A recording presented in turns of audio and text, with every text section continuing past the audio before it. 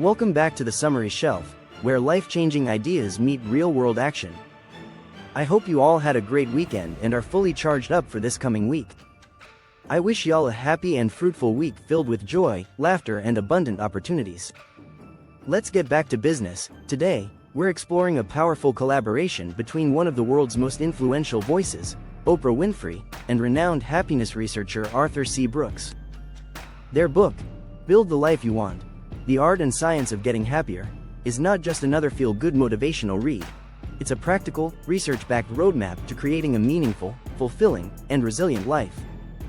By the end of this video, you'll walk away with tools to redefine your relationship with happiness, master your emotions, strengthen your relationships, and design the life you truly want, even in the face of struggle.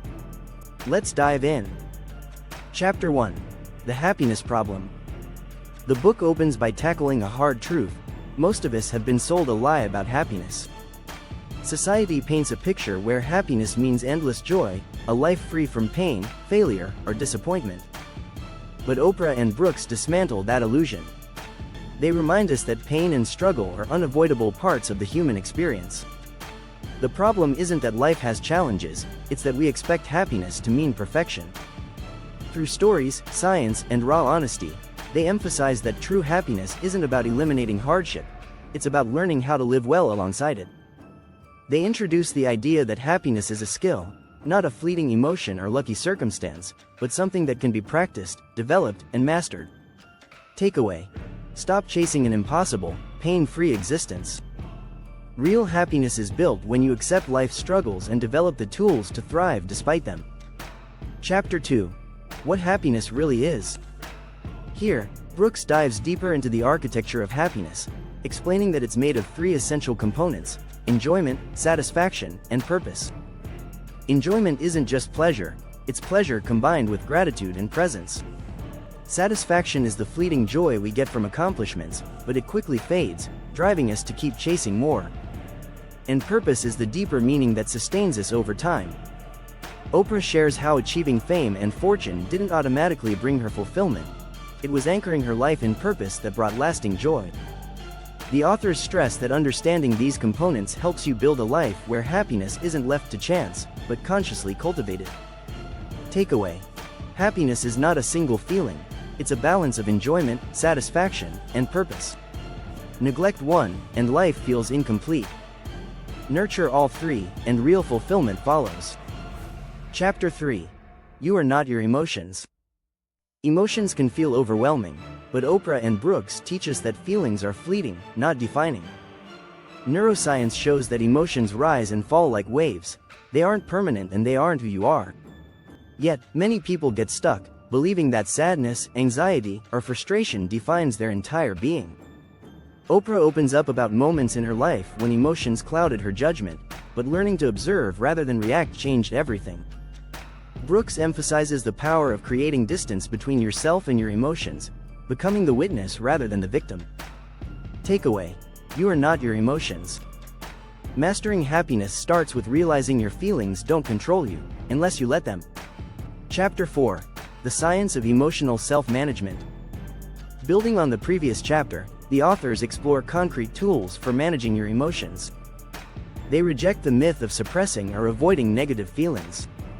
Instead, they promote mindfulness, reframing negative thoughts, and cultivating resilience as daily practices. Brooks explains the power of metacognition, your ability to think about your thinking, which creates space between emotion and reaction. Oprah shares how, even during public controversies or personal loss, gratitude and perspective helped her navigate emotions rather than be consumed by them. The chapter emphasizes small, consistent habits over grand gestures. Even 5 minutes of intentional reflection or gratitude can reshape your emotional patterns. Takeaway: happiness requires actively managing your emotional life. Avoidance feeds negativity.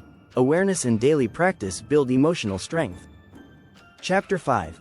Relationships: the Happiness Multiplier. Few things influence happiness more than human connection.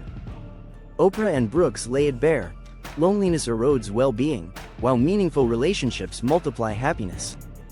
They explain the different levels of connection, from deep, intimate bonds to casual acquaintances, and why all are vital. It's not about the size of your social circle but the depth of your connections. Oprah reflects on building a trusted inner circle through vulnerability and boundaries, protecting her energy while fostering real closeness.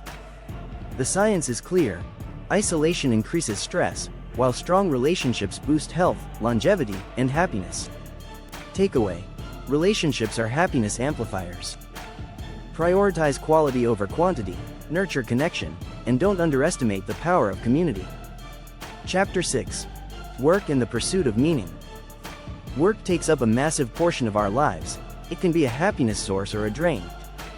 Brooks introduces the concept of job crafting, which is reshaping how you see and engage with your work to align it with your values and purpose. Even jobs you dislike can become more fulfilling when reframed as opportunities to serve, grow, or contribute. Oprah recalls how staying grounded in her mission, rather than fame or wealth, kept her motivated through career highs and lows. They debunk the myth that happiness only exists outside work. With intentionality, your job can be part of your happiness ecosystem. Takeaway: your work can fuel your happiness, not by changing jobs overnight, but by realigning your role with meaning and purpose. Chapter 7.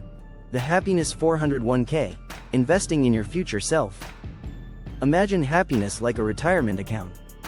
Daily actions, even small ones, are deposits toward long-term fulfillment. Brooks calls this the Happiness 401k, where positive habits compound over time. The authors stress that happiness isn't built through grand gestures, but consistent practices: reflection, gratitude, health, learning, and connection. Oprah shares how rituals like journaling, quiet time, and self-reflection have been her lifelong emotional investments. Happiness, like wealth, grows when nurtured, neglected, and deficits emerge. Takeaway: your future happiness depends on today's small habits. Invest wisely, consistently, and watch fulfillment grow. Chapter 8. The Happiness Portfolio, Balancing Your Life. True happiness is holistic. Brooks and Oprah introduce the Happiness Portfolio, made of 4 essential categories: health, relationships, work, and meaning. Over-investing in one while neglecting others creates imbalance and dissatisfaction. Oprah reflects on times when work dominated her life, but ignoring health and relationships took a toll. Achieving happiness means regularly auditing your life. Where are you thriving? Where are you starving your well-being? Balance is dynamic, requiring continual adjustments, but it's the foundation of sustained happiness. Takeaway: don't let success in one area blind you to deficiencies elsewhere. Happiness flourishes in balance, not extremes. Chapter 9. Building Resilience, the Secret Weapon. Resilience isn't a trait you're born with, it's a skill you build. The authors argue that adversity, when approached intentionally, can make you stronger, more grounded, and more fulfilled. Brooks highlights research showing that overcoming challenges boosts confidence and happiness. Oprah shares deeply personal stories of failures, rejections, and losses that, while painful, shaped her into a more resilient, content person. Resilience means learning, adapting, and staying anchored, even when life shakes your foundation. Takeaway: struggle is inevitable, resilience is optional. Choose to grow through adversity, and happiness will follow. Chapter 10. The Journey Never Ends. In the final chapter, Oprah and Brooks remind us, happiness isn't a destination, it's an ongoing journey. There's no finish line, no moment where life is perfectly in place. But that's the beauty of it. The continual process of growth, learning, and self-discovery is where fulfillment lies. They encourage embracing life's imperfections, finding joy in small wins, and continually building the life you want, moment by moment. Takeaway: the pursuit of happiness never ends, and that's a gift. Lean into the process, and the life you want will emerge with time, patience, and intentional action. And there you have it. Build the life you want, not another sugar-coated self-help fairy tale, but a raw, science-backed blueprint for building real, lasting happiness in this chaotic, unpredictable world. Arthur Brooks gave us the research. Oprah gave us the soul. Together, they're telling you loud and clear: stop waiting for life to magically fix itself. Stop scrolling for the next quick dopamine hit. Happiness? It's not delivered to your door by Amazon Prime, you have to build it.